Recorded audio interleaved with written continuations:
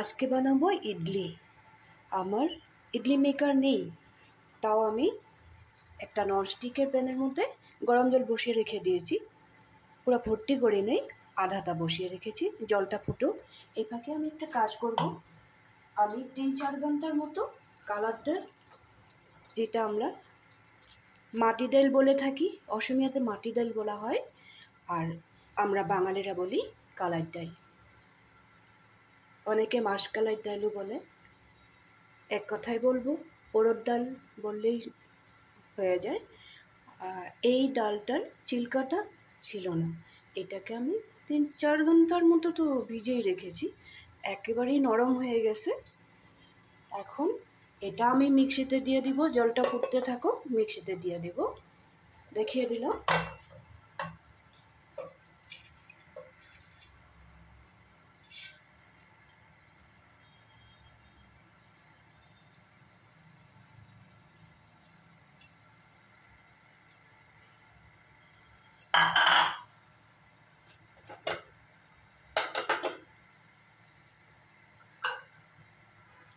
এখানে এই বাটির মাপে 1 বাটি ডাল, আর এখানে দিয়ে দিব চালের গুঁড়া। চালের গুঁড়া তো আমি আগেই করে রেখেছিলাম, আমি খুব বেশি বানাবো না, তার জন্য আমি অল্পই দিলাম। ডালের পরিমাণটা একটু বেশি করে দেওয়া হয়েছে। এখন আমি একটা পেস্ট বানিয়ে নেব। জলটা ফুটতে থাকুক, পেস্টটা বানিয়ে নেব। এই ধরনের একটা পেস্ট বানিয়ে নিলাম। একদম পাতলাও করি নাই, খুব বেশি ভারীও করি নাই। যখন আমি বাটিগুলোতে ঢালবো তখন বুঝতে পারবে আন্দাজটা। এখন আমি ছোট ছোট 3টা বাটি রেডি করে রেখেছি।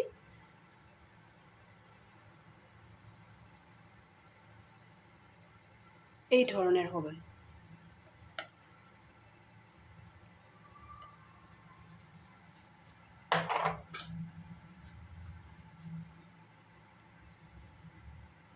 বাটিটাতে পুরো ভর্তি করে দেব না, এতটুকুই দিব।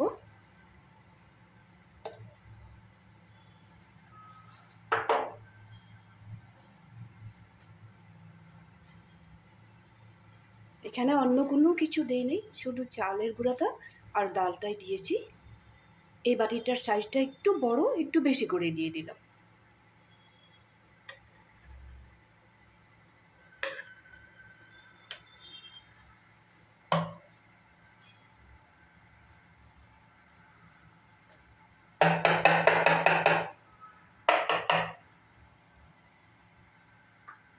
এখন আমি এই জলের উপরে বাটিগুলো দিয়ে দেব।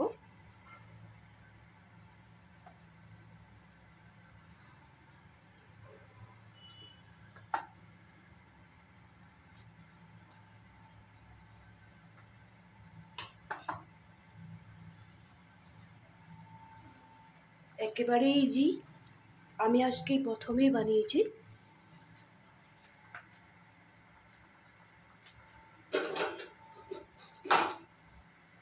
এখন আমি কিছু সময়ের জন্য ঢাকা দিয়ে রাখবো।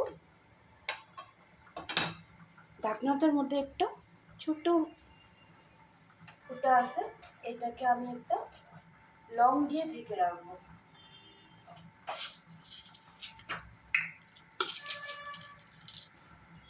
এরকম লং দিয়ে আমি ফুটাটা দিয়ে, যাতে ভাপটা বেরিয়ে না যায়, ফুটাটা বন্ধ করে দিলাম।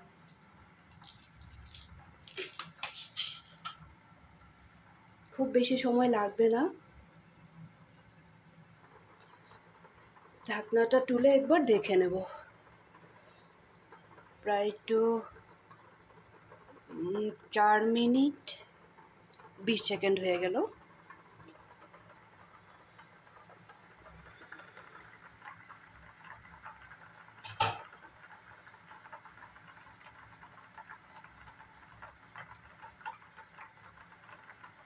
একটু দেখে নেব।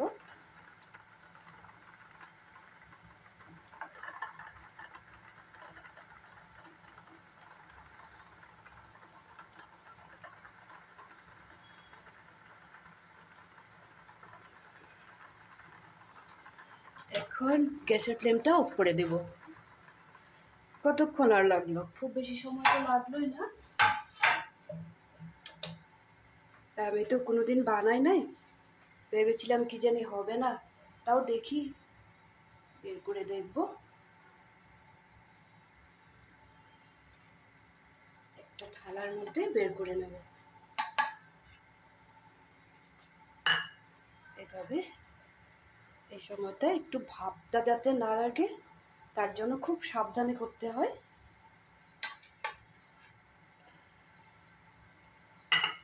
বাটির মধ্যে লেগেও থাকে নাই। আরেকটা আছে, এটাকেও বের করে নেব।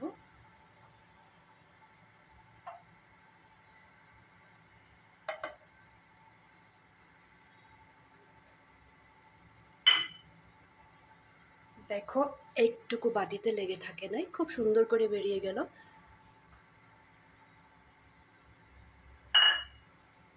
আজকের এই ইডলির রেসিপিটা তোমাদের কেমন লাগলো?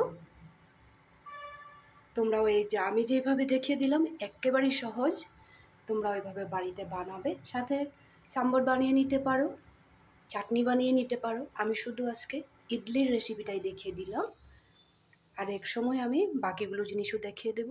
এটার সাথে কোকোনাট, কাজু আর গ্রিন চিলি আর হ্যাঁ হ্যাঁ এই কটা জিনিস দিয়েই একটা চাটনি বানানো যায়, খুব বেশি টেস্টি হয়। কিন্তু চাটনিটার মধ্যে একটু কাঁচা লঙ্কা দিতে একেবারে ভুলবে না। একদিন সাম্বারটাও বানিয়ে দেখাবো, ওইটাও আমি বানাইনি কোনোদিন, আজকেই প্রথম আমি ইডলিটা বানিয়েছি, কিন্তু খুবই ভালো লাগলো আমি যে পারলাম তোমাদেরকে যে দেখাতে পারছি। লাইক শেয়ার করবে, সাথে থাকবে, ভালো থাকবে, সুস্থ থাকবে, আর কমেন্ট করতে ভুলবে না।